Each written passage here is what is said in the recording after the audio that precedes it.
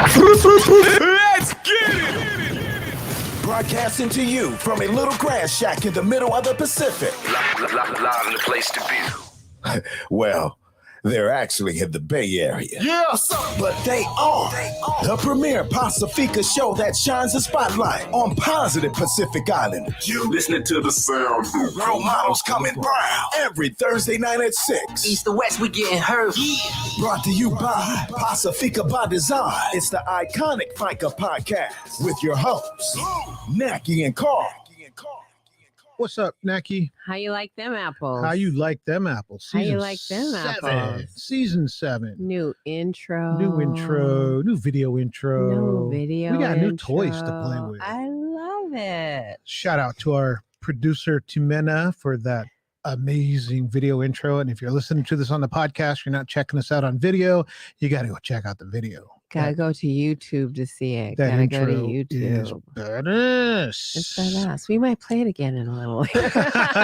We gonna play it again in case you tuned in 20 seconds late.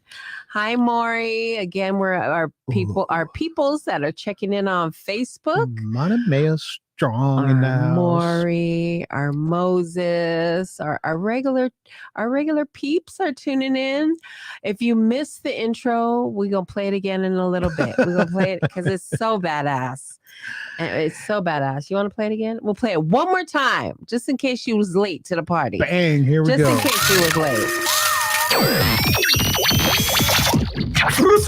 Let's get it! Broadcasting to you from a little grass shack in the middle of the Pacific. Live in the place to be. Well, they're actually in the Bay Area. Yeah, but they are the premier Pacifica show that shines a spotlight on positive Pacific Island. You listening to the sound. Role models coming brown every Thursday night at 6. East to west, we getting hurt. Brought to you by Pacifica by Design. It's the iconic Faika Podcast with your hosts, Naki and Carl. And there you go. We do it nice because we do it twice. And there you go. That was all little, manners. That was a little all cheesy manners. to do the same thing twice, but That's it's so good. It's got to be seen. It's got to be heard. Season 7. Season 7, episode 1. Who thought we'd be around for 5 God. episodes? More or less 7 seasons. 7 seasons. I can't believe it. 2023. So Faika season 7, episode 1. What do we got today? We got Front Page Faika. Front Page Faika is going to be the NFL playoffs. The stage is set in, what is it? I don't even know the name of the stadium. It's in Glendale, Arizona. A week from this Sunday will be the NFL's biggest game, the biggest stage, the brightest lights. Super Bowl 57 is going to be the Eagles. 57? I was like, I couldn't read 57. those numbers. I was like, right? Is it 52? Because can we just put 52? It has to be the numerical. There you go. Blah, blah, L is 10, V's 5, right. 5, 10's 50. I Yeah. don't know. No, L's 50. Yeah. And Anyway, V's 5. I and would 7. care if the Niners were playing, but I don't care. Niners aren't playing. No. The Steelers are going to win. So it's the Steelers Eagles No. versus Anyway, the carry Chiefs. on. That will be happening. So we're going to talk about the NFL playoffs. Mm. On the eve of Black History Month, we have police violence in the headlines again. We're going to talk briefly about the Tyree Nichols. It is in the news. We're going to talk a little bit about that. And then we have a great interview. Naki landed. So coming back into season 7, we have a interview. Naki, you want to tell us a little bit about the interview that we're going to play in a little bit? Yeah, we spoke to Talia Omalatai Thompson, who is a filmmaker, entrepreneur. She's currently filming her first documentary with Manasseh Jesse Sapolu and the whole Pacific Islander, football players, coaches. So we're excited. We're excited to really get to talk to her, and you'll see that in a little bit. She is an up and coming, or she's already up. So, look for amazing work. Yeah, it's a great interview. Great interview. Tune in. She's got, and that's one of the things you'll see in the interview. It's what's coming out that you're definitely going to want to stay tuned for. Oh my God. Yes. So great interview. Naki's stalking is at next level. Yes. She's a next level my stalker. stalking has improved. So yeah. And of course our check-ins. So Naki, how have your weeks been? It's been weeks since we've been on the air talking about our check-ins. So maybe just some highlights you had. Doesn't have to be just this last week, but previously. Yeah, no, we've been on a break like forever. I feel like we've been on a break forever because this is the longest stretch that we've taken during the pandemic while everyone was not working or trying to figure out what their next move was. We were still up. The studio that we were at, which was at ours, we went and grabbed our equipment, and everybody knows before they were locking the doors. Before they were locking the doors, was in a ripping out cables, hoping we had enough to do the show. Yes, and we did. We did the show. We worked throughout the pandemic, and from the pandemic spawn Koviki Talk, and then we did Koviki Talk. So we just were working and working and working, plus our 9 to 5. So then this Christmas we said, it's time to break. My mental health need. I need to take a mental health break. But it was a really good break. I got to bond with my grandson, who is just like the light of my life. And so what's the Leo update? What is he doing? What stage is he walking? At? He's climbing boxes. He's climbing boxes. And so my son has to rearrange furniture and items that are stacked high. So he's climbing. He's just, I don't know, everything he does is so incredible and amazing. And so, he's the love of my life. And then my youngest one is playing basketball for her high school. And so we've been on a basketball run these last couple of months. Is she playing like JVs, night freshman team? She plays, she is a freshman playing on the varsity team. Wow, she never plays though, right? She just sits the bench. She starts for her varsity team. She's also a captain. That's awesome. So she's enjoying basketball, and we're enjoying watching her play what she loves. So my Niners lost to Philadelphia. So I'm not pissed, but I kind of didn't watch because I'm superstitious. And Mo was watching, and he was so quiet downstairs. Even like when they lose, you can hear him like making noise. And when they lost, I couldn't hear it. I was checking my phone for the score. But I think because we didn't really expect the third string quarterback, Brock Purdy, to take us as far as he did. Like, first of all, he was the very last pick of the draft. Not Mr. that means anything. Yes. Mr. Irrelevant. Totally Mr. Irrelevant turned into big time relevant. And I love the way he plays. He's 23 years old from Arizona. So he would have played in his home state. But yeah, I think it's because we didn't really expect him to take us that far, and he did. So, I don't think anybody, win or lose, if you don't know the Niner fans, win or lose, no matter, the next day we're going to work talking shit. We're talking shit if we win. We're talking shit if we lose. There's no change in our rhythm. We're the same. So, I noticed the Niner fans have, after they've lost, like they've got the comebacks. Like you see it online. Oh yeah, the memes are killers. Hey, your team was in the Bahamas when that game happened, or I don't know. It's just being a football fan this year. Yeah, it was good to get out of the pandemic, see real games. Yeah. And I know there was last season too, but this season felt like football season. Yeah, like it felt everybody was out. Yeah. I wouldn't go to. It's still, it's too crowded for me. It's too crowded for me. But it was a good season. So big shout out to my Niners, bang, bang, Niner gang. And so I'm a little sad, but next year for sure. Yeah, there's a lot for the Niners to build on. They've got They got a defense. Yes. They're young. Yep. You got a quarterback that is, makes the right decisions. They showed a stat. I think it was the starting quarterback for the, was it Clemson, whoever won the NCAA, is older than Brock Purdy. So you think about how young and how far that kid's got to go. But that happens a lot in the NFL. You get a lot of times, like Dak Prescott. He had that. He's fallen off now. But when he had all those runs, he was a third string quarterback. Yeah. Ben Roethlisberger was a backup. So a lot of times, you have these people that don't get the playing field, but then when they get it, they make the most of everything. But I think it was one of the.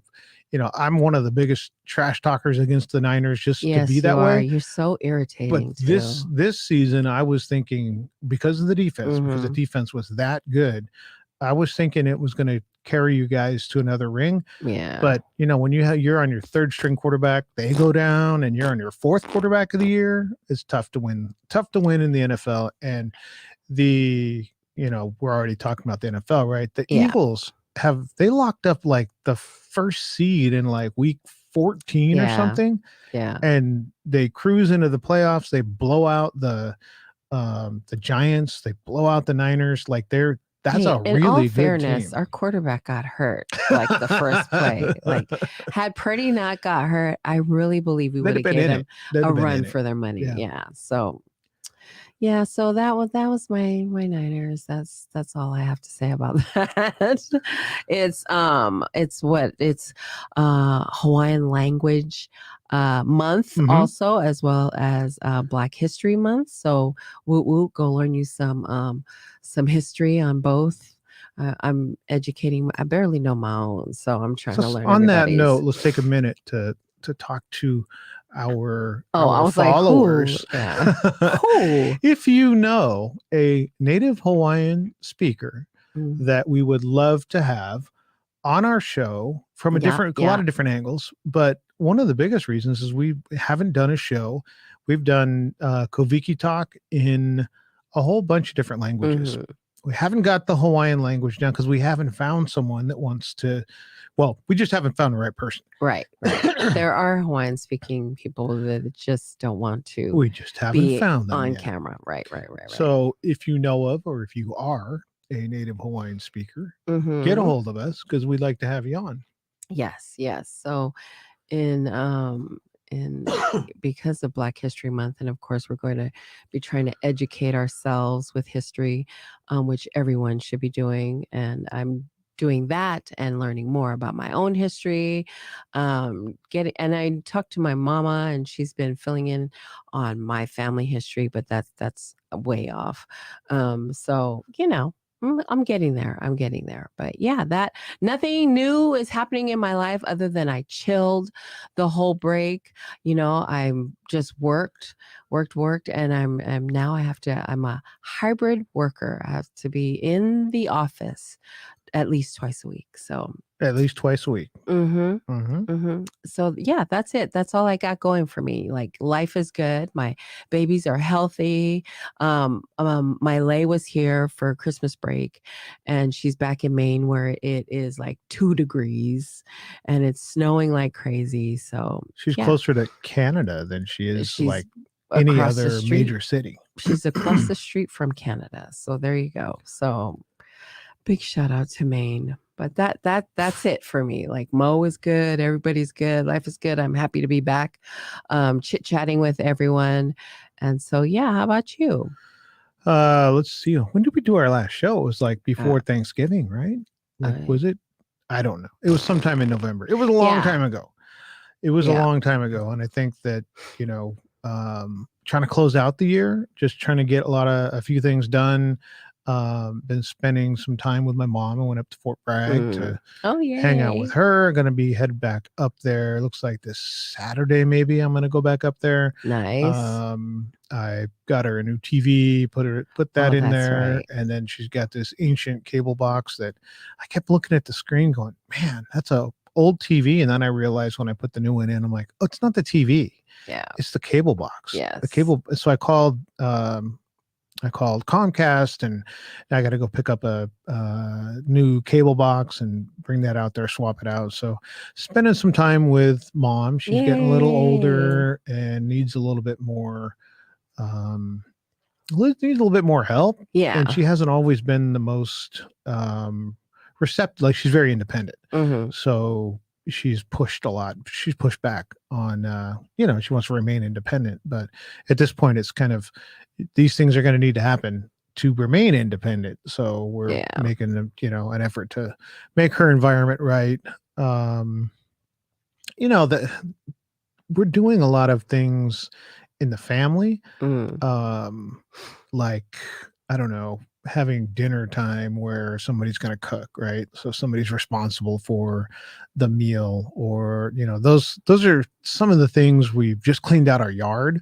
So we took out all the plants. We took them all out. And you know how much foliage was in our backyard. Yeah. Took it all out. And it's just, it's like having like a messy desk. It just was, it was taking up too much energy and space. We weren't maintaining it, and was like, you cleaned it out?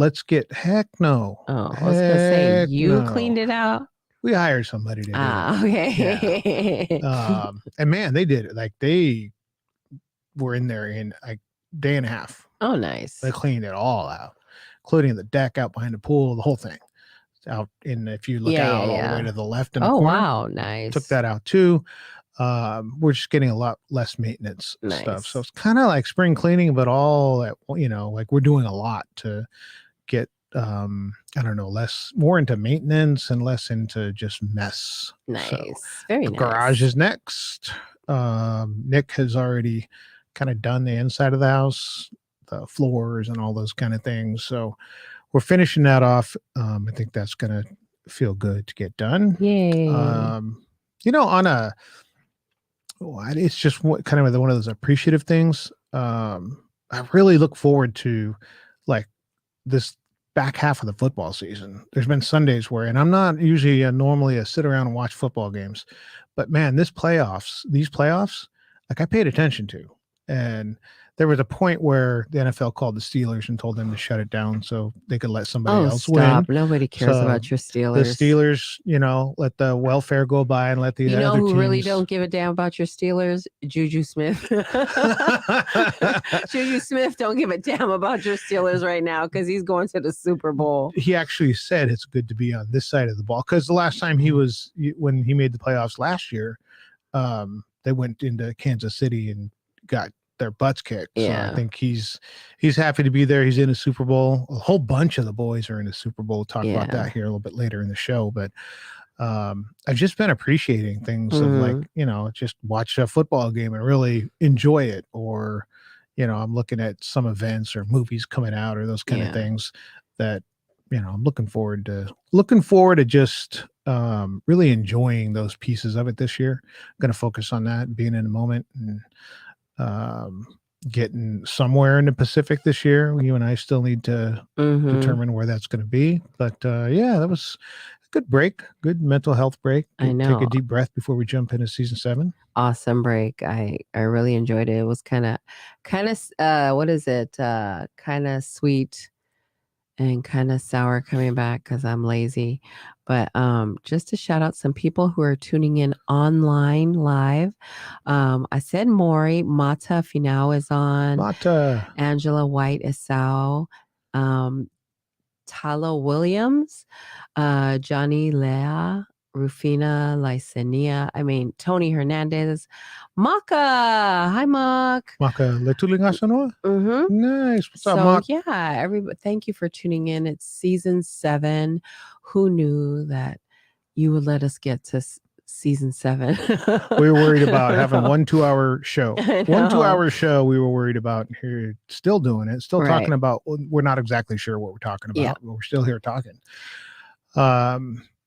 So let's see.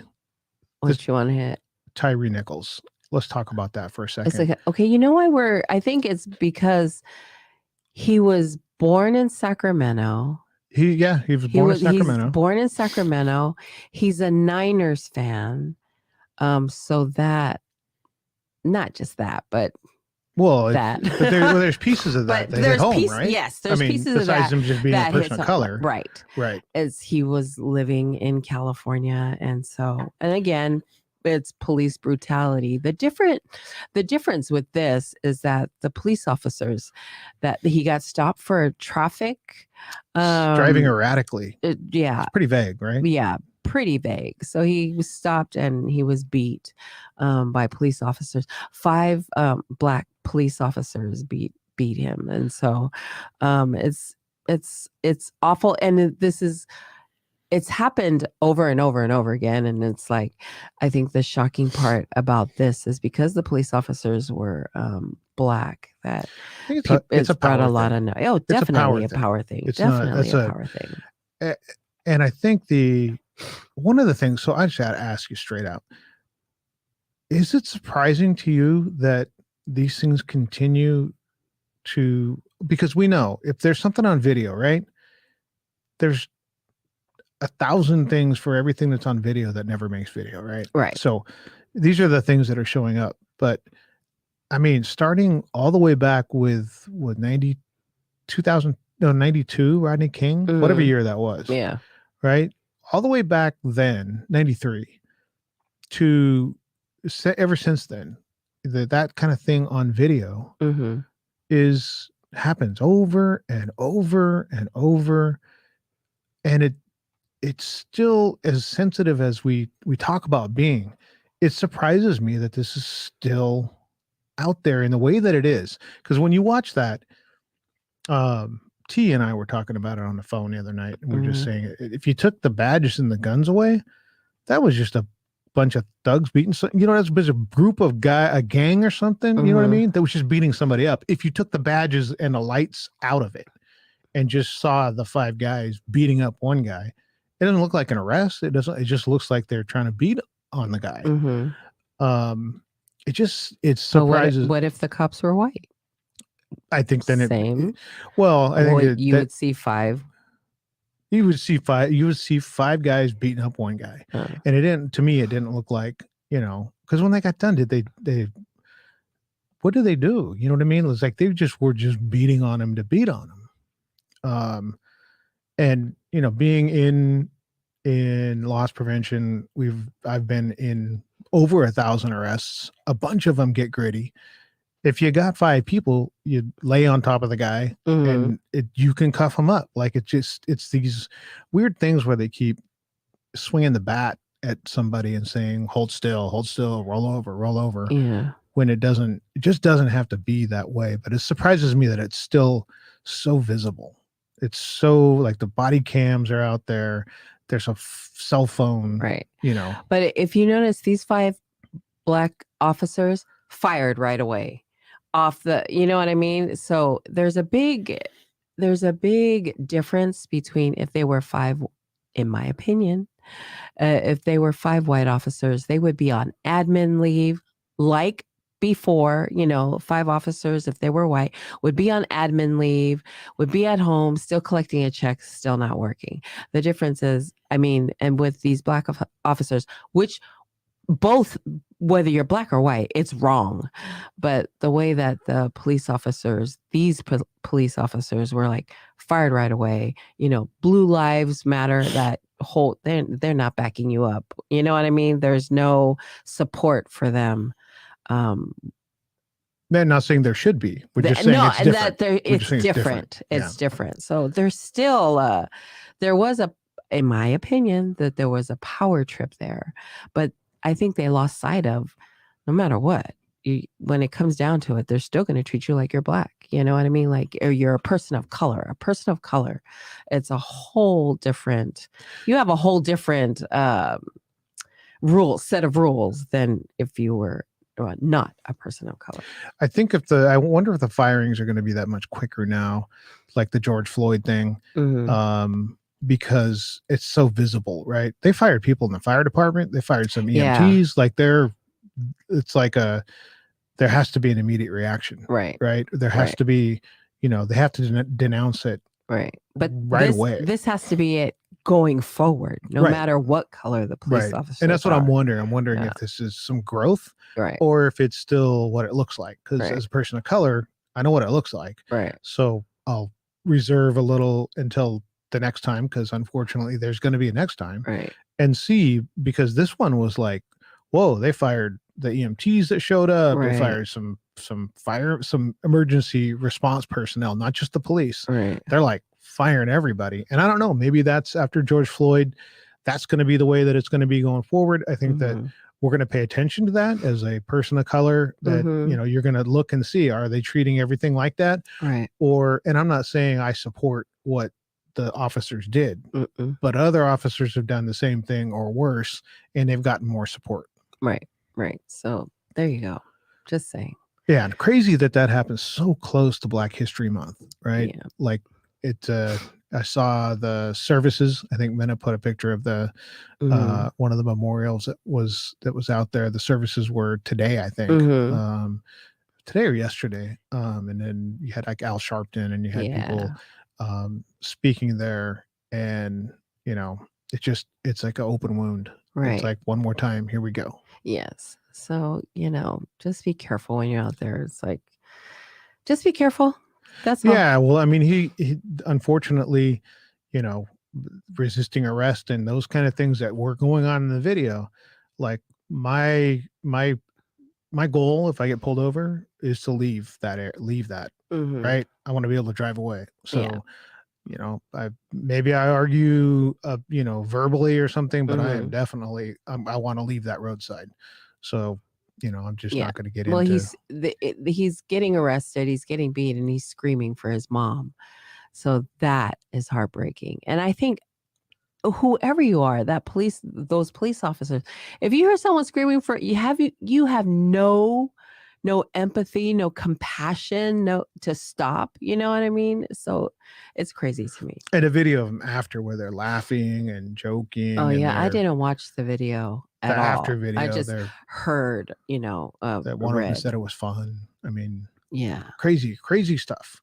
So, and the name of the crew was like the Scorpion Crew. Yeah, all bad. Street crimes of our something. It's like some kid made up the name Scorpion because it stands for ridding the street of violence or something. I don't know, but it stands for something, and it sounds like some kid made up the name of that group. So yeah, I didn't watch the video. I didn't want to watch it. I didn't watch the whole video. I saw clips of it, but you know, because it's different details, but it's the same book. It's the same book that we've read over and over and over through the years, that this not only happens, and again, Rodney King was 92, and it's still, you know, I was like, he's 92? Oh no, 1992. I was like, damn, he looked good at that time for 96. Oh, unfortunately, he passed away. So, he did pass away. But you know, and so in some regard, because of how I feel about it, right, that I'm so surprised. Like, how is this still out there? It's good that it's not good that it's happening, but it's good that there's light on it, right? Because you can't think that it's just gone away. I'm not surprised. This has been going on for years and years and years and years, only because people are starting to videotape it, right, that it's brought to light. But I'm not surprised. This has been going on forever and a day. And for as long as I can remember, I've told my son, who is, you know, my kids are people of color, like even my girls, like, you just be careful. You get pulled over, put your hand, like, it's sad that we have to teach our kids to be a certain way when they get stopped or when you're somewhere. It's, you know, it's awful for me in this time of day that I have to tell my children or my grown adults to be this way. Don't, you know what I mean? Like, follow because, you know, I remember you and I were driving somewhere and this guy got pulled over in a white truck, and he was leaned over, and he was this is before the police officer was walking towards his car, and it was a man, a Caucasian, and he was leaning over. He was like, you know, digging in the glove box, digging in the glove box under his seat. And both you and I were like, man, if one of us did that, we would have got shot. You know what I mean? He was literally had his hands underneath the seat when the officer got there. Right. That officer wasn't tripping at all. He was just like, they were just having a conversation. Because I remember now, we were parked across the intersection. Yeah. And we drove by and they were just having a conversation. Hey. Yeah. My Evie said a mental health check-in is necessary for these officers. Not all of them are 100% there. I believe that. And I believe the stress of everyday life. Like when I was with police services, I just work in a different department now. Every day in the morning, there's briefing. Every morning in every police station, there's briefing. They tell you what is happening around you, not that this is happening, but somebody found, this many years ago, somebody found a machine gun in a Target garbage. You know what I mean?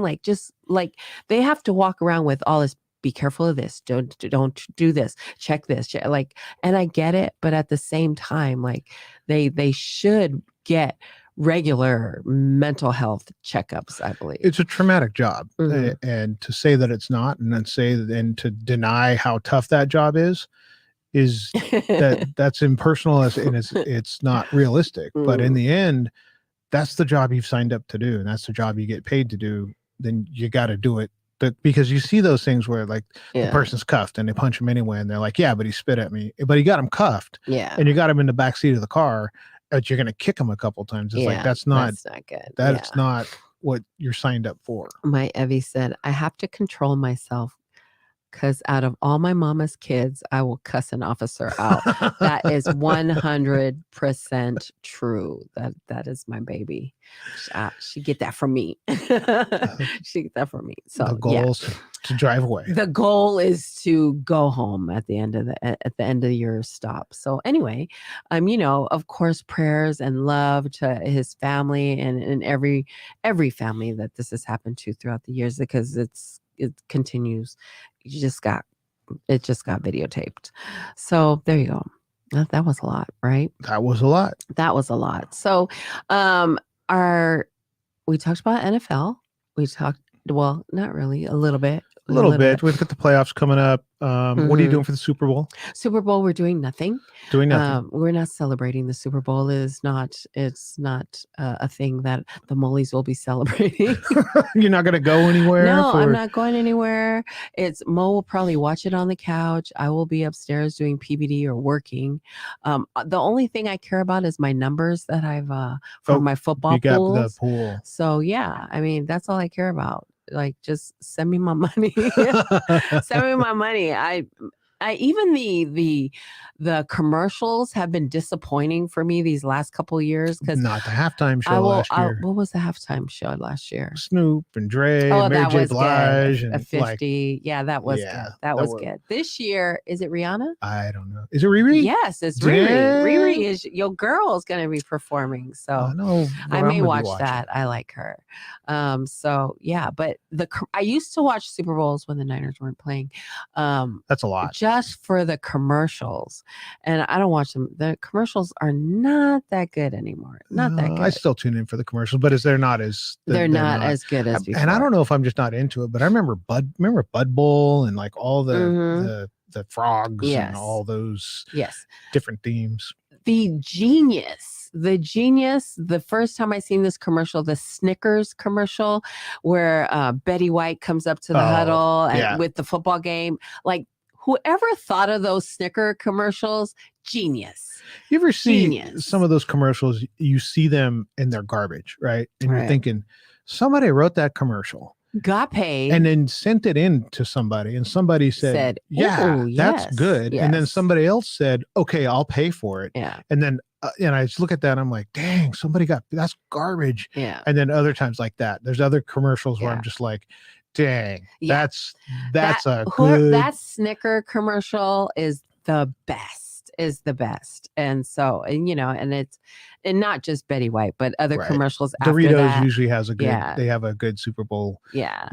They have a good history with it. I'll be tuning in for that. Yeah. So who is it? Chiefs or there's a lot of, so there's two Kelseys, right? Yes. There's Kelsey on the Eagles. There's a Kelsey, Todd Kelsey, obviously with with the Chiefs. You've got a good handful of Pacific Islanders. will Andy be Reid playing. used to coach for the Chiefs, or Yeah. used to coach for the Eagles. Now he's Mhm. with the Chiefs. There's a few storylines Yeah. in the Super Bowl, but one of the Well, storylines we're going to talk about. yeah. Go ahead. No, go ahead. Because We're going to talk about eight of our boys are in that. in the But Super Bowl, right? if we want to do our Pacifica Proud. Yes, go ahead. Right. Our Pacifica Proud is a moment in the FICA broadcast where we pick, Naki and I pick a person or a group of people to recognize and say, we're proud of you being Pacifica people. We've both picked the same group of people. So I'm going to go through a group of these young men will be running out on that State Farm Stadium field in Glendale, Arizona at It's Super Bowl State 57 Farm. on February 12th. The biggest stage, the brightest lights, the Samoans in the Super Bowl, not only Pacific Islanders, not only Polynesians, but the Samoans that will be in the Super Bowl. We're going to go with the Eagles first. Oh, choo-choo. Number Okay. 56, Isaac Seumalo. Isaac is the Look right at guard that for the Eagles, born in Honolulu. I love that So hair. he's Hawaii's very own, raised in Mhm. Oregon. His sister Jessie is Works the for the coordinator of player 49ers. personnel for the 49ers. Isn't that awesome? Her father Joe is the D-line coach at San Jose State. Nice. So I don't Football family. makes me wonder what jersey that family was wearing last week, because you got Oh, definitely. sister with the Niners, brother with the Eagles. Definitely Eagles. But Jesse uniform. actually tweeted that I love my brother, but I'm wearing my 49er gear before the game started. So we know what she was wearing. Yeah. Next on the Eagles, number 68, Jordan Mailata at left tackle. Never played a down of football in high school or college. Whoa. He's a rugby player in Australia. Went straight to the Nice. NFL, having never played organized American football at all. So when you Nice. think about trying to pick up a sport Mhm. and trying to figure out, like, well, I'll jump in, Yeah. I won't play Pop Warner, I'll jump in high school. Because if you don't play a Nice. football at all and you try to get in at 9th grade, Uh-huh. that's a tough go. That was like that guy we interviewed in at the Polynesian Hall of Fame? Hall of Fame, Dixon. Oh, Dennis. No, David. No. Oh God, Dixon. He played for the Vikings. For the Vikings. He came straight. The only reason why I can't remember his first name is because he went to school with my brother and they called him Kiwi. So he came from Australia and learned how to play football in college. So that's so crazy. if you skip and think about it, you skip college or you skip high school. So you play high school. Yeah. Then you get into college. He didn't play college. He Oh, was wow. that athletic that the NFL looked and were like, we'd like to give you a tryout. Nice. Came over and is starting at left tackle in the Super Bowl. Very nice. And go. Also with the Eagles, Marlon Tuipulotu, Matt Leo, Sua Opeta, and Noah Tongiai. So Woo, woo. 6 of them. Nice. Samoans on the Eagles. And for the Chiefs, Juju Smith-Schuster, formerly of the mighty Pittsburgh Steelers. Mm-hmm. Friend of the show. Yes, Gave friend of the Naki show. amid everybody asking for interviews at the 2020 Polynesian Football Hall of Yes. Fame. And Auntie played the Auntie card. I know. Naki went up and Hey. he literally told them, okay, I got to do this. I got to know. do this. And then his people were like, no, we got to go. And I he know. was like, no, I got to do this interview. So friend of the show, Juju Nice. Smith-Schuster, Very nice. number 9, and Danny Shelton Danny Shelton is on the Chiefs roster. So Very 2 on the Chiefs nice. and 6 Very on the Eagles. nice. Pacifica proud. You're making us proud. We're proud of you. Very nice. I think the choreographer for choreographer for the halftime show is Paris. I think she's from New Zealand. She's a Oh, famous nice. choreographer. Mhm. So she does like Riri. I've seen her do that quarterback in Denver, his wife. What's her name? Russell Nana? Wilson. Russell Wilson's Uh-huh. wife. He's married to dang it. I forget Did her. you forget I'm him so because he sorry. was with the Seahawks? Is that why you want to forget who he is? Yeah, I'm so happy. I'm so happy out of everything during the year that the Niners beat the Raiders and Seahawk fans. So there you go. Thank you very much, Brock Purdy. We're all So sitting there on you the go. same couch watching the Super Yeah, Bowl. so we're big hands up big, choo-hoo for our boys going to the Super Bowl, and they're all going to get rings because that's how it happens. So yeah, there you go. So who is it? Who are you rooting for?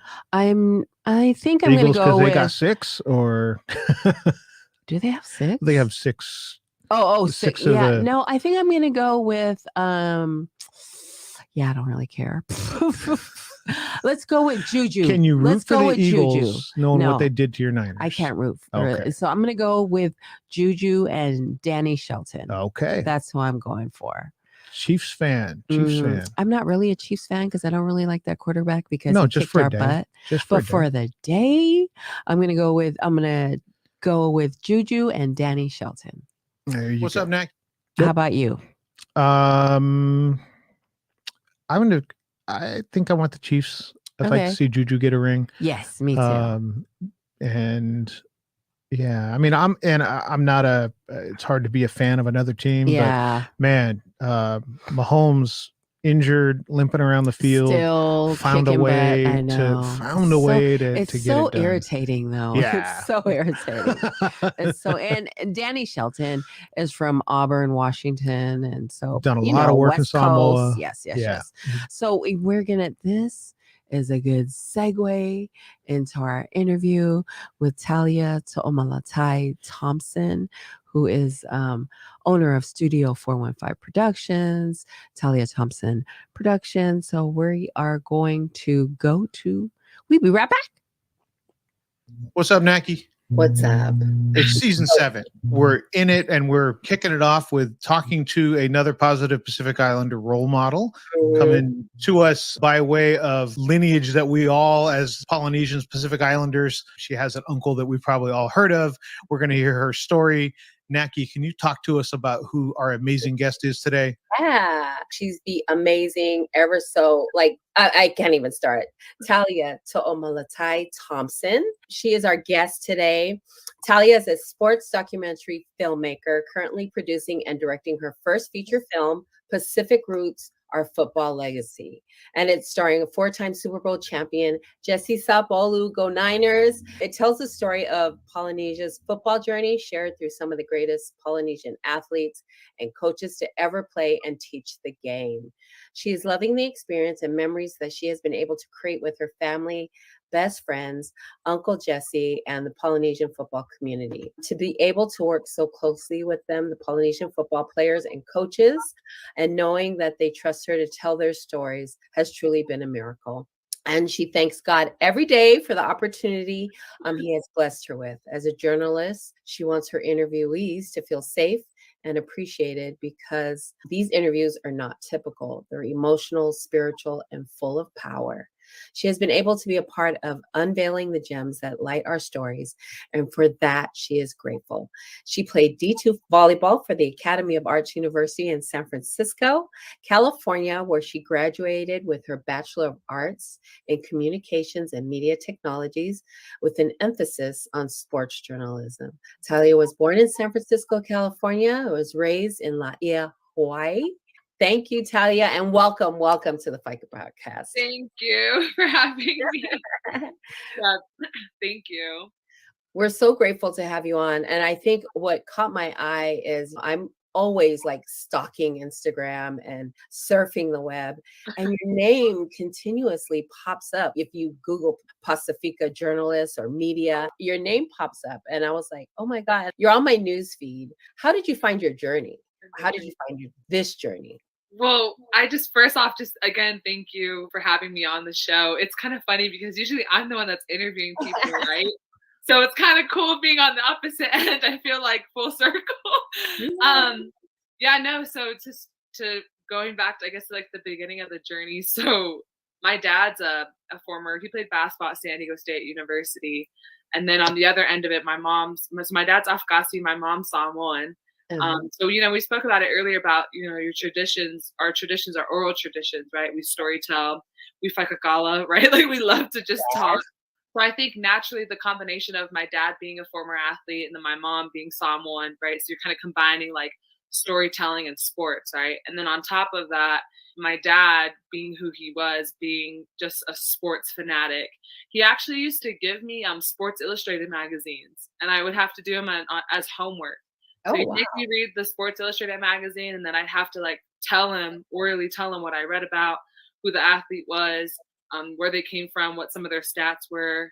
I started that at like probably age 8, 9, 10 years old. So around that time, he was already kind of training me to read a story, break down the story, understand the athlete, and then revert it back to him to see if I understood or comprehended what the story was or what the journey was. And then from there, I think just growing up in Laie, growing up on the North Shore, like football, the Red Raiders are everything to everyone. Yeah. So you kind of grow up in a storytelling culture, a sports community, and then I got a dad that just loves sports in general. So I think naturally all just kind of came together and was just like, hey, like this is what you love to do. This is what this is what you can get good at.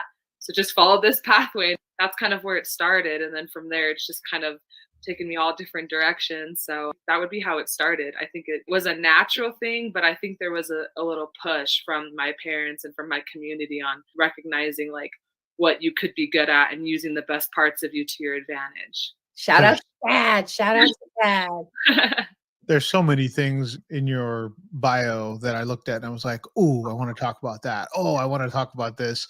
But I think the biggest thing is the storytelling, right? We talked about that. A lot of times we always laugh about how good the pre-show is, right? The pre-show before the show starts and just how enthusiastic we all were talking about, this part and that part. But the storytelling, to have people out there right now telling our own story, Margaret Mead, Robert Louis Stevenson, and no disrespect to them or their legacy that they have, but to have our own people telling our own stories and filming our own biographies, our own documentaries and those kind of things, it means more when we're watching it. Is that something that you thought about when you started telling stories digitally and thinking about, creating films? Were you thinking about, wow, Pacific Islanders are going to get to see not only stories about people that look like them, but the story is being told by a creator that's Pacific Islander? Or is it just something that's kind of a byproduct of what you love to do is create films? Honestly, I think it starts off like you love what you're doing. But then growing up, like my mom, so she's from Samoa, and then they moved to Carson, California.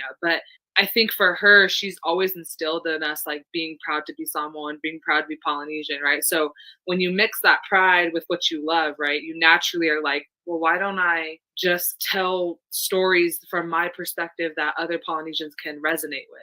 To answer your question, I think it allows me to like feel more connected to the stories, right? Because not anybody, but like journalists can pick and choose stories all the time. They do it all the time, right? They find these stories throughout the country and they're like, oh, I'm going to cover this. I'm going to shine a light on this, right?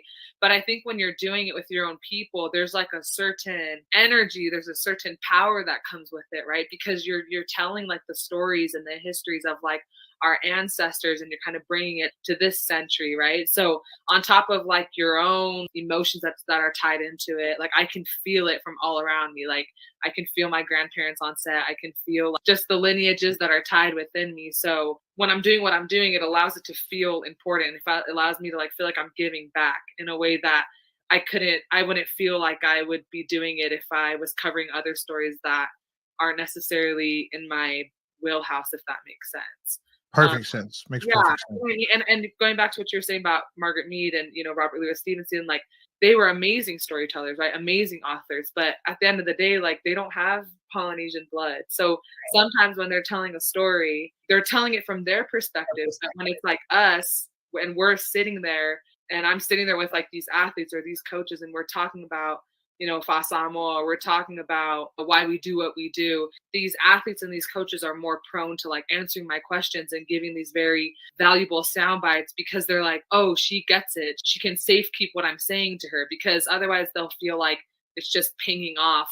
Yeah. It goes one in ear, one out the other, when it's being said and they hear it and I'm hearing what they're saying, right? There's a safe space where it allows like connection. Just like how when, we were talking earlier about lineages and DNA and why that would resonate with me. We're talking about first cousins or our siblings, right? It's all very full circle. So it kind of goes beyond me. Like, it doesn't really matter how I think. It's more so what I'm feeling. Yeah, I think the Naki had a cultural studies class or something that I remember when she was taking, and it talked about us being able to tell our own story. I think what resonates with Pacific Islanders is there weren't anybody like Margaret Mead and Robert Louis Stevenson and the people that were writing about Pacific Islanders. That was all that was being written. So it was the only thing that we were going to read, because there was no, so thankfully they were writing something about us. But now we have people out there that are able to pick up the baton and go with their own story. Quick note about you being raised in Laie. I was in Texas. I have Texas in my 9-to-5 job somewhere near Dallas in one of the suburbs. And this pickup truck rolled by with 2 huge flags, one on each side. Both were big red flags. And as it was going by, I was like,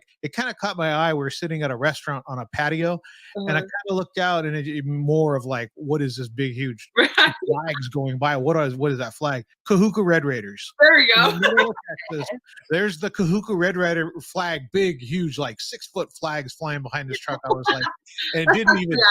Accurate. I laughed, and my business partner's like, well, what are you laughing about? I go, oh, that's a little town on the North Shore of Oahu. Yep. That it doesn't matter where they're at. They could be in Germany. They could be, I don't know, wherever they're at. And they're going to be to the death proud. Yeah. Oh, yeah. 100%. Every time I hear anybody from Laie, Kahuku, Haula, any of that, I'm always like, oh, yeah, that's probably somebody that's got a Red Raider following. So, oh, yeah. It's a very special community for sure. I was fortunate to grow up there. Awesome. Becky, I know you got questions, because I'll just keep talking about football. And, yeah, no, I was wondering how you got to the idea of the documentary, or did somebody approach you? No. So this story might be a little bit longer. Oh, no. Okay. it's our show. So going back, yeah. So going back to when I was saying when I was younger, how my dad kind of just, I think he said it. I think he knew what he was doing, right? But at around the age 11, he started introducing me to ESPN 30 for 30s and E60s. So I would watch these documentaries with him, and we again deconstruct the story and deconstruct the process of filmmaking. And he gifted me this camcorder, this little baby camcorder. From there, I was able to kind of film my own movies and stuff. So with that being said, with the Sports Illustrated, with watching documentaries, with growing up in Laie, growing up in Hawaii, right? I think naturally you kind of, as you're sitting around, you're listening to the stories of the first, football players, or the first, my dad's from San Francisco, so I grew up a big 49ers fan. So I knew who Jesse Sapolu was at a very young age, right? But I remember little by little, I would like kind of script and journal like, oh, like this would be a fun, like a cool story if I did a documentary, right? And as the years went on, and I knew what I wanted to do in college, I knew what I wanted to get recruited for. I ended up getting recruited by a university in San Francisco, the D2 school, right? And from there, the structure of education was now being implemented into like how I was learning how to storytell, through college and whatnot. And so that at that point in the school that I went to, what they taught us was like, find things that are unique, find things that are no one else is doing, right? So I already kind of knew like, okay, well, I'm Polynesian, I'm an athlete, I love to talk, and I think I'm pretty good at storytelling. So what I would do in school was all my projects were all around that. And it became like my thing, even in school, that like I knew no one else could touch because they didn't have access to the athletes that I could have access to, right? And then fast forward to my sophomore year, heading into my junior year of college, my sister, my mom, and we went to Samoa for a family reunion. And that summer we were going to the show. I think her name is Cindy. She does like about the Tameasina.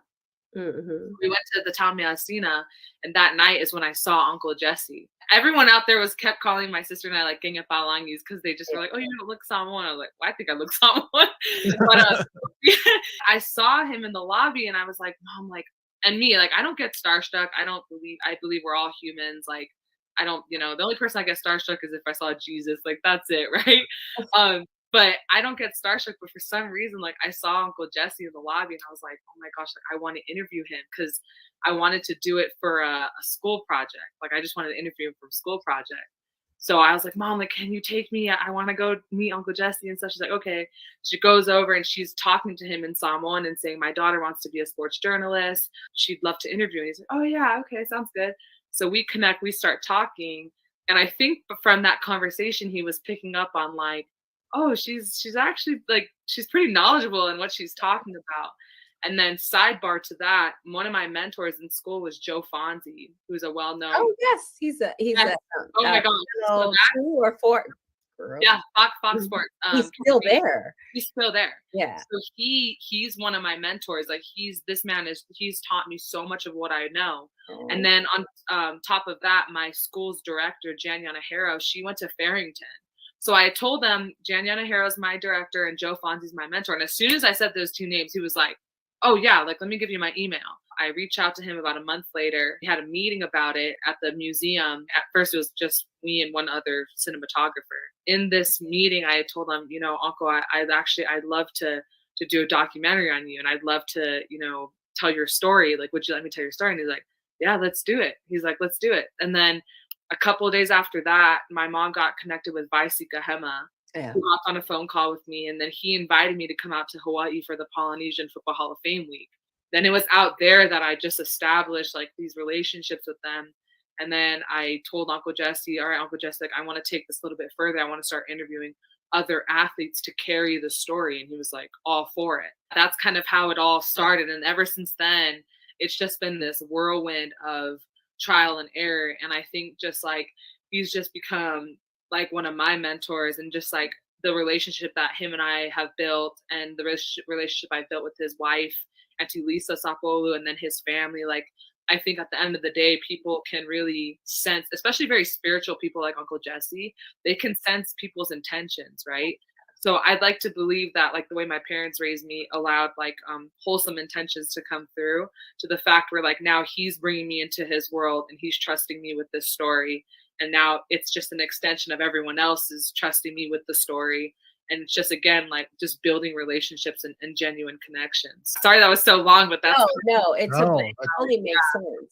Yeah, but that's how they're all connected. I really think it's happening because you're Pacific Islander. I can't even explain it, but it makes such a difference. We completely understand, like, he doesn't have to break down what Fala 11 means. Nope. You know what I mean? If you said that to a journalist that's non-Pacific Islander, Yeah. you would have to explain it, but they still wouldn't get it. You Right, know what I mean? right. So, and it saves a lot of time. It's so important for us to tell our stories. And, Yes. you know, these guys that have been in the game for so long and have talked to so many Oh journalists. my gosh, 100%. You're going to get way more information from them than someone that's not PI. So Yeah, I can't wait for this. I think it's stories that should have come out a long time ago, but Yeah. no one has found the time, or have to be trustworthy. And Right. I think all PIs, we kind of sense sincerity, or Oh, you yes. Yes. know yes. what I mean? It's like, if you want something from me, I kind of can I tell. can kind of already tell. Yeah. Everyone has, you know, their destinies, and everyone has like what they're meant to do in this life, right? Uncle Jesse and I we always talk about how we met and how we came together, and like how many years this story's been dormant, right? For me too, like on the other end of it, it's like to be like a woman and telling a football story, like that's a paradox, right? But I think that going back to what you were saying earlier, like this is the age of Pacific Islanders, this is the age of women. God couldn't have scripted it any other way. I think he has plans for Polynesians for sure. And, you know, for what you guys are doing, telling stories, right? Creating a platform like for people to share their stories, share their opinions. It's important because representation is important, right? All the next generation, they can look up to you, to Uncle Jesse, to XYZ, right? Like there's more. Yes. So yeah. To you especially, you know, it's so nice to see someone doing the work. I love that you're able to get on social media and see someone that looks like you, that's an actor or a big time athlete or a director or a storyteller. So we said earlier, it's a great time to be a Pacific Islander. Oh yeah. Yes. I totally agree.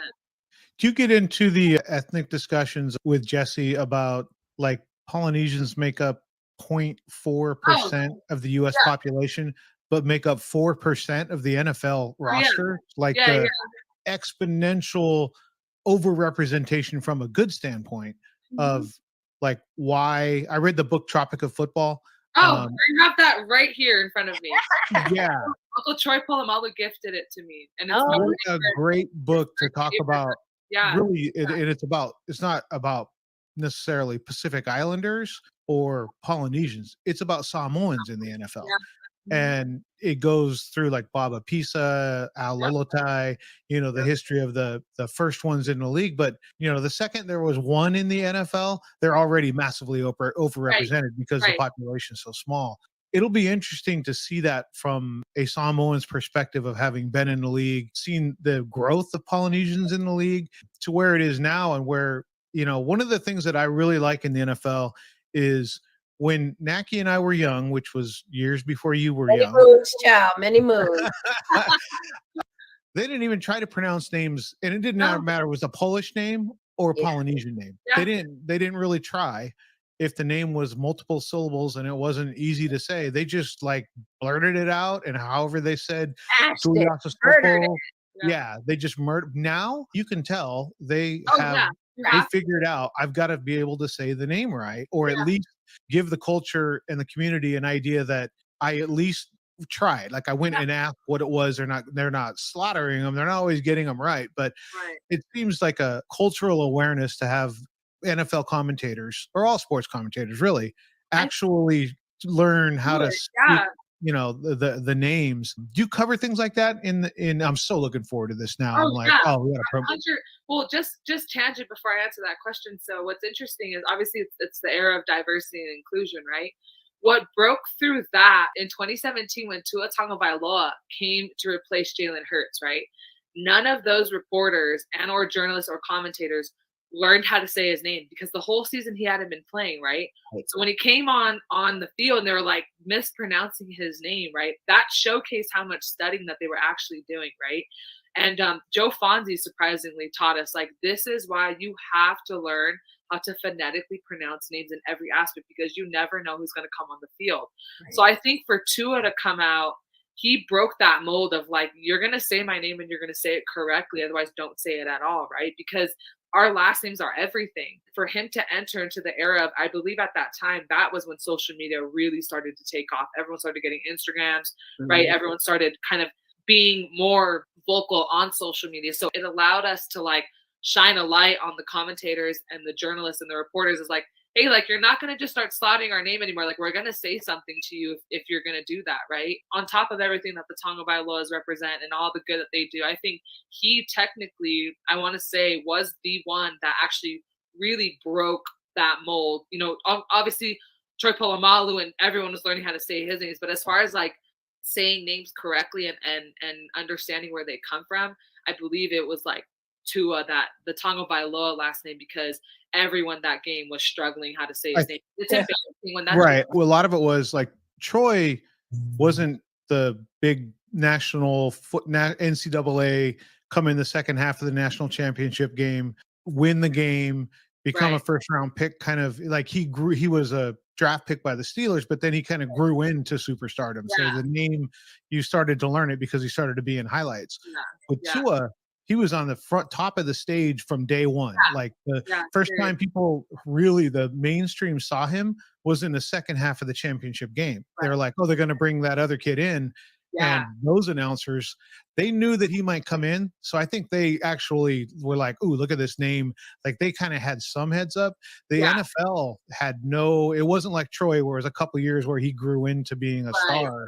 Right. Or was like the first round draft pick, the big name from day one. So that makes sense. What you're saying now, it makes sense because it was a surprise for a lot of the commentators. Like, who is this guy?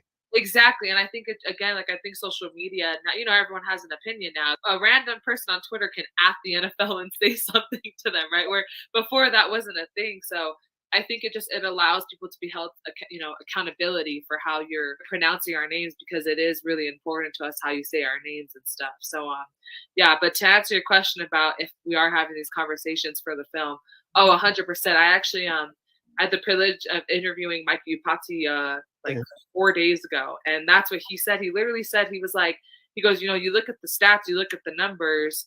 And then I kind of shared, I was like, we don't even make up 500,000 people in the world. Polynesians don't. Right. Like the number is so tiny. but the representation is immaculate. I think football is just another segue of telling our stories. Obviously, there's so many different routes, right? We have musicians, artists, singers, dancers, business owners, like, right, The Rock. Like, there's so many different avenues that we're able to navigate through. But when Mike Upati brought up the stat and the number, he's like, you already know the stats. Like, we don't make up that much of the world, but look at how many of us are in this thing, right? I wouldn't be a journalist if I didn't talk about that, because you're not only putting opinions to a story, but now you're matching facts to the story, which just heightens the authenticity of all of it, right? Because, you know, at the end of the day, people, they love when research matches what people are saying, right? Because again, everyone has an opinion, but it's like, can you match your opinion with facts? Like, once you back that up, now you're like cementing the story and being like, this is real, this is happening, this has been happening, and this is history, right? I think history has to have facts and stats and numbers to prove, right? And research to prove what you're saying. Otherwise, it's just another opinion in the wind. Again, that's just kind of my perspective on all of it. So yes, we are having those conversations about. It's nice to have a film that has feelings, but feelings facts, right? Like, so this is the culture, this is the feel, but it's not, we're not just talking about it. And you have the facts to back it up. It was, 0.4 and then 4%. That's ridiculous. That's like exponentially different than what we make up as a population.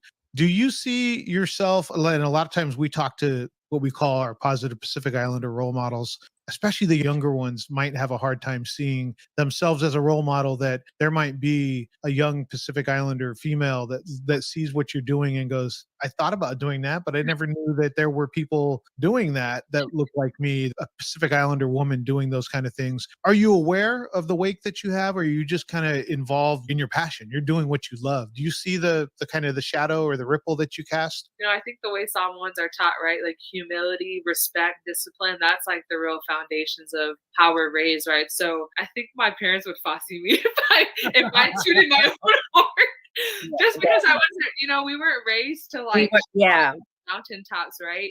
But the amazing thing is like leading by example, I think that's the real ripple, right? To answer your question, yes, I have, because I've been getting just an influx of love through my DMs. I've had multiple young Samoan girls and women and men like reach out and be like, hi, my name is right. I love to do what you're doing. Can you share advice and tips? So for me, like I've been able to connect with amazing young Pacific Islanders that are in this space, and even ones that are older than me. So to like help them with all the knowledge that I can share, right? I don't believe in people that bank knowledge and just keep it to themselves. I don't think that that's what we should be doing. Like if you have something to share, you have to share it with everyone, because that's the only way our culture can move forward. To put it simply, I do see it because I have been getting those responses, but at the same time, it's more so like I see it, I recognize it, I answer any of those questions, and then I kind of keep moving on, because if I get caught up in all of it, right, I think naturally as human beings, your head starts getting a little bit big and the focus gets a little bit blurred, and all of a sudden you're like, oh my gosh, I made it, I'm here. And it's like, no, you didn't. You're not making it. You still have like a whole trek to go. So I think going back to like, being PI, being Pacific Islander, being Samoan, like I think humility is the first word that comes to mind, because like, yes, I see it, but I try as hard as I can not to like get so lost in it. I think God appreciates when we stay grounded and we stay on the path rather than start wandering and like seeking satisfaction everywhere else but like my faith and my family, because at the end of the day, that's all I really care about, is like being a good representation of like what God's work does, and then making my parents proud. That's enough for me. Like that's basically it, right? I think a lot of Pacific Islanders in the NFL and in any sport, you don't see them pounding their chest. No. I think it's in our culture that it's just our faith, our family. We really are like one of the most humble people. Bragging, right? When we first started, it was hard to get people to come on and talk about themselves. I'm literally like, I'm playing with this rubber. I know. It's so uncomfortable. I think for our culture especially, it's so uncomfortable for us to talk about ourselves. I always get teary-eyed saying this. We don't understand how important it is. Representation for everybody to see ourselves. and what we're doing. And when I say we appreciate your time, because we know how hard it is, we really do appreciate your time that you take to talk to us, because it is one of the hardest things that we ask our community to do is to and talk about yourself. Such a perfect Samoan answer that when I ask her the question, she goes through the family, she goes through being humble, and she ends it with faith, family, and friends. Like that was the classic Samoan answer to that question is like, don't get it twisted. I'm not getting hung up in it. I do see it happening, but that doesn't like faith, family, and friends. Like that was a classic Samoan answer right there. It will be our mama and our sisters to bring us right back down to it. Right. Guarantee. So, I love that you travel with your best friends, your friends that go with you to travel. And I love that, they pretty much keep us grounded. And so now, besides your parents, do you have a role model or someone that you look up to? Gosh, there's so many people, right? Honestly, though, it is Uncle Jesse. Like I'm telling you, like I have gotten to know this man just behind the scenes. Like everyone sees him as just this, the godfather of Polynesian football. Right? They see him as the 4-time Super Bowl champion. But so what I do is when I'm working with the 49ers with Uncle Jesse, we're actually at the games filming with him because he still works with them till this day. He works in their front office. He's one of their alumni ambassadors. Right. But the way that this man treats the janitor in the suites as the same as the owner of the suite, right? There is no separation for how he treats human beings. That is why people love him for who he is, because of the way he treats people. He's my role model because he leads by example. Like he's the most humble human being. Like he's accomplished so much, but yet he keeps it, at the end of the day, it's all about how can I help this person? How can I help this person? So I think watching him and watching the stardom that he's, climbed to, but the way that he still remembers about like the way he grew up in Samoa, and he never lets that go, right? And he remembers like at the end of the day, you treat people with respect and kindness, right? Respect and kindness, that's all you can really ask. I think that he's a role model, not even just to me, but just to everyone, because of the way that he carries himself, like the way he carries his last name, the way he treats people. Like at the end of the day, I think humans, like we are our stories. I would like to be someone that in their story, I'm a good person. I'm not someone that didn't treat them kind, or I didn't treat them with respect, right? So I think he's just a role model in the way that he carries himself, the way he approaches, his career. I don't think anyone can play in the NFL for as long as he did and continue on the legacy as long as he did, with discipline, right? And humility and understanding that like you have to work really hard to get to where you're trying to go. I would say it is Uncle Jesse, just because he really is one of my favorite human beings. Like awesome. I felt so fortunate to like get to know him in that way, because he's shared so much wisdom with me too on how we continue to elevate the culture and our people and our families and stuff. So yeah, that would be who my role model would be. Did he go to Farrington or did he go to Cam? Nope, Farrington. Farrington. Ah. Yes, I thought he might have been Damien, or it was like my friend went to Damien and he was like, there's lower Cam, mid Cam, and Cam schools. Yeah, he went to Farrington. Where they are on the hill. Yep.